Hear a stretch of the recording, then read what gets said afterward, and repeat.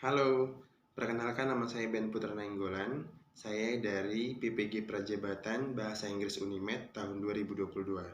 Saat ini saya akan menampilkan sebuah proses pembelajaran berdiferensiasi di kelas 12 IPA 3 SMA Negeri 2 Medan. Tepatnya dengan materi discussion text. It's better for us to read just a single page. Who is the chief of this class? Rogi Greta. Oh, depan yang bisa maju. Before we study, let's try together. Try start.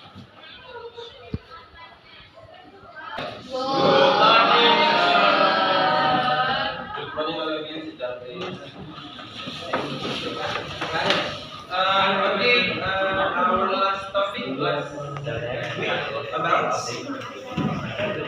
discussion text. Ada yang masih ingat?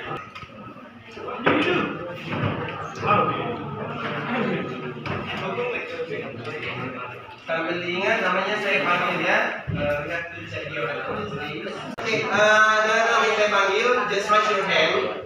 And please, if you present, say present. If absent, your friend absent, please say absent. Okay. The first one, Agnes Arlis Mamora.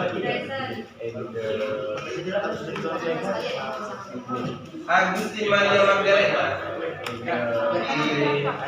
Bayu Haji.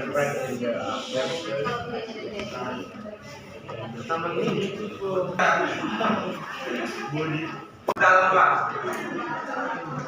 Ada yang namanya discuss about our last meeting topic. Minggu lalu kita sudah belajar tentang discussion. Ada yang masih ingat apa itu discussion tadi? Apa itu sebenarnya? Didiskusikan dengan beberapa sisi. Iya, oke. Any others please? Ada yang lain? Ada yang masih ingat? General instruction dari discussion text.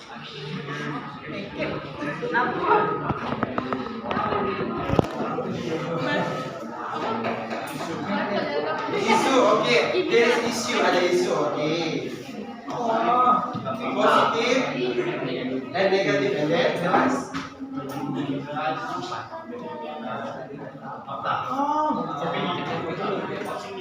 Opinion. There is opinion on discussion text. Okay. Any others? Udah kita kelas penuh ya.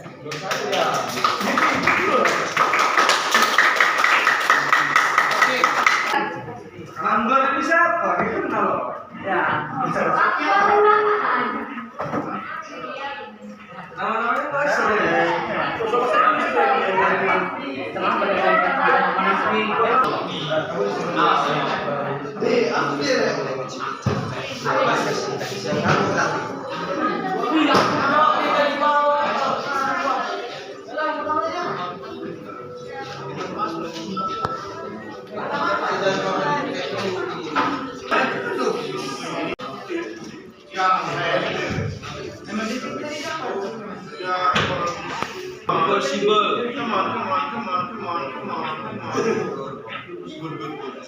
Dan kemudian ditutup dengan kesimpulan atau opini gitu ya. Oke, jadi discussion text itu adalah sebuah teks argumentatif yang mengandung pandangan pro dan kontra secara objektif.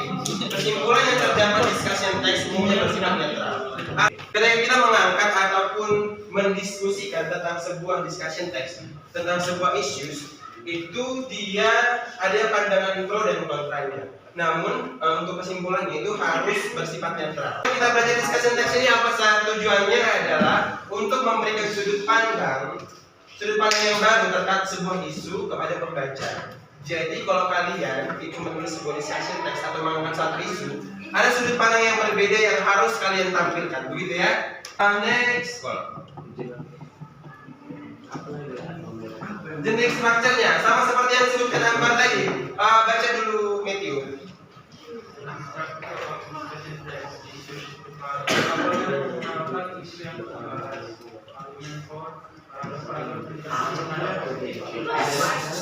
argumen against karena paragrafnya jelas menunjukkan nada negatif kontra. Oke, kira-kira di sini ada yang mau ditanyakan tentang jenis structure ini? Ada hubungan. Ya, that's good ya. Kasus yang menggambarkan Indonesia. Ya.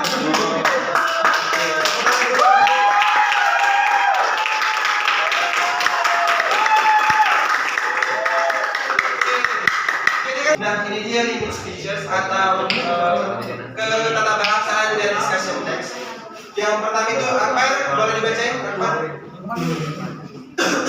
One description category generic participant when, where, what. Two, using thinking thought, field of belief, certain. Three, using additive, contrast and visual connection. Similarly and without. Jangan ketawa. Also called my head by using a calculator, especially directly, quickly. Oke, that's good. Jadi ada 5 ketatabahasaan atau limit feature yang harus kita perhatikan ketika kita sedang membahas discussion text. Yang pertama itu adalah introduction kategori atau di sini itu kita akan diperkenalkan dengan bagaimana, apa, siapa, dan bagaimana apa yang terjadi, topik itu terjadi. Kemudian yang kedua adalah using thinking verb, menggunakan kata kerja, namun kata kerjanya itu yang bersifat naluri ya. Naluri artinya kalian menggunakan perasaan ketika menggunakan thinking verb ini. Contohnya feel, apa itu feel?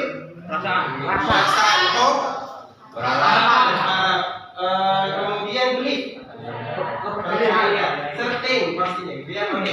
Yang ketiga adalah menggunakan adjective ataupun contrast causal connection. Contohnya, tadi ada pendapat yang pro dan juga yang kontra. Nah, untuk menyambung yang kedua ini kita menggunakan similarity. On the other hand, walau di sisi lain dan lain-lain gitu ya.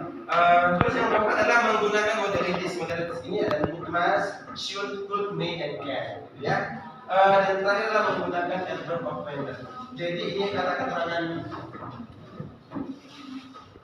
yang menunjukkan cara bagaimana isu itu bekerja, gitu ya. Ada yang mau tanyakan tentang language feature ini? Pas? Sudah paham? Paham. Ya. Oke, ini adalah salah satu bentuk discussion text. Ini tentang homeschooling. Ada yang pernah dengar homeschooling ini? Wah, iya, dia sekolah di rumah gitu ya. Oke, bagian ini tadi isunya. Ini topiknya yang akan dibahas. Kemudian ini pendapat yang pro, argumen pro, dan ini yang kontranya. Dibuktikan dengan ini ya, oh iya ada kan gitu kan, jadi dia berbanding terbalik gitu. Nah, dan ditutup dengan kesimpulan. Jadi apa-apa aja yang termasuk di satu topik itu dia disimpulkan. Jadi artinya nggak hanya menarik pendapat, tapi juga menyimpulkan, namun secara netral. Oke, boleh ya dibaca ya. Saya mau yang paragraf pertama aja dibacakan kakak yang ya kamu. Paragraf pertama aja ya.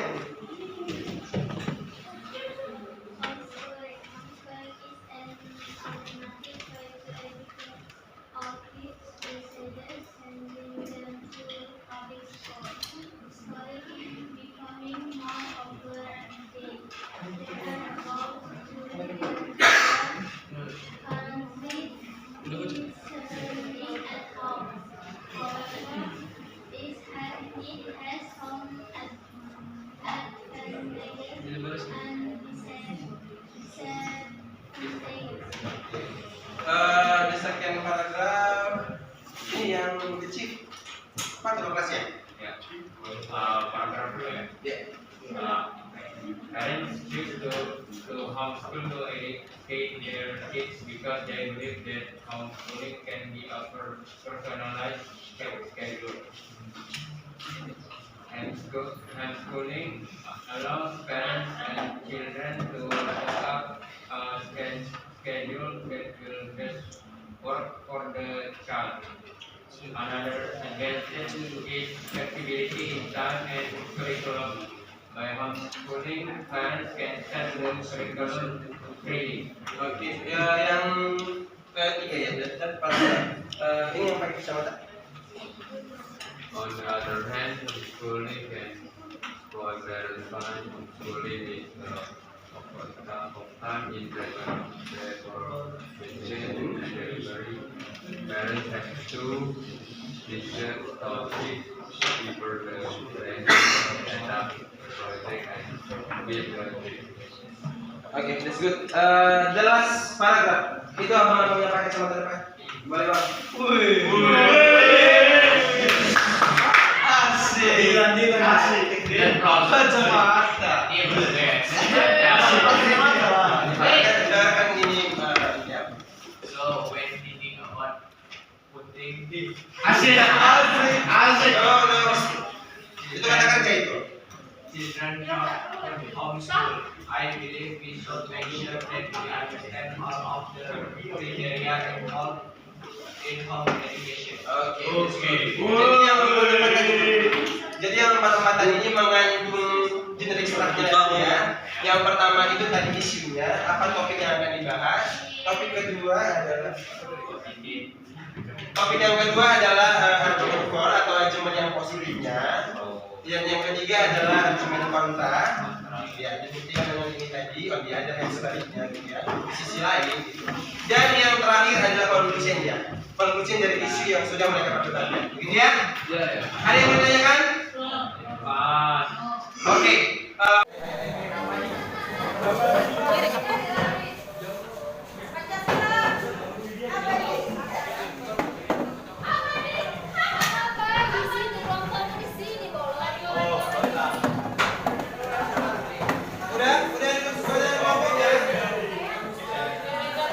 Klik ini terus kalau mau lanjut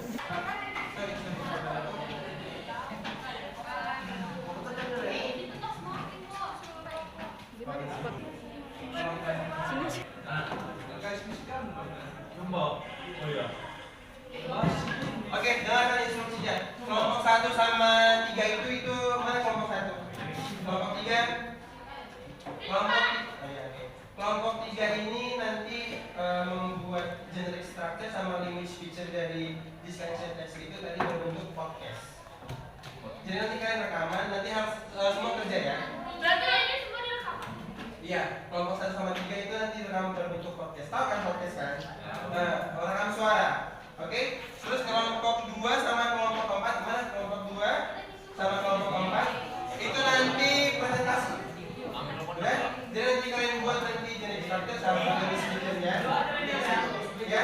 Kelompok 5 dan 6. Udah? Ini nanti kita nempel. Mana tadi kelompok 5 dan 6? Kelompok 6. Oke, Matthew. Tolong kasih itu kelompok 6 di kelompok 6. Itu tadi terbalik tuh, Pak. Oke. Nah, kelompok 5 dan 6 itu nanti nempel ya. Nempel hasil kerjanya itu di lembar kertas. Ya, oke. Ada yang mau tanyakan tentang tugasnya? Dibuat kesini gimana? Iya, podcast aja. Dibaca ini. Iya, dibacain. Ada yang mau tanyakan tentang tugasnya? Ya. Ini presentasi dari ini. Iya, presentasi nggak langsung dibaca, tapi kalian tentuin dulu dari ekstraksi sama lingkungan. Oke, apa? Presentasi kayak biasa. Ini presentasi berarti.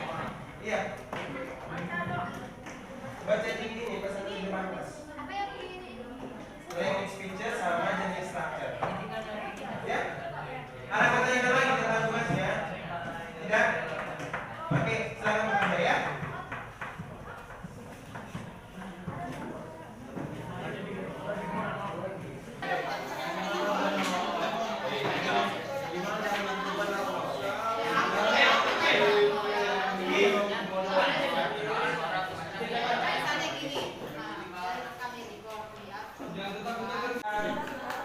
Mengisi angket, mengisi lembar jawaban, kita refleksi dulu ya. Hari ini kita sudah belajar tentang discussion text. Discussion text itu adalah sebuah isu yang terdapat argumen pro dan kontra serta kesimpulan, begitu kan? Oke, adapun jenis structure dari discussion text ini ada 4. Yang pertama tadi itu adalah isu, argument for, kemudian argument against,